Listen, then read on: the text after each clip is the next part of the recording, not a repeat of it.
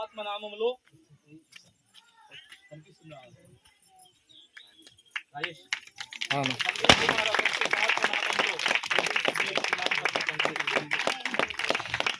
సంపత్ సంపత్ దగ్గర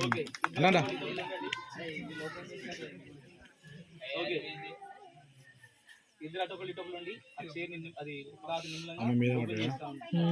వీడియో తీయండి.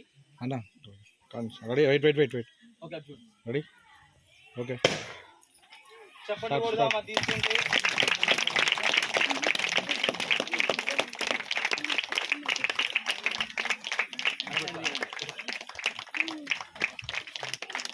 బిగిన్ గా చెప్పండి కొడదా.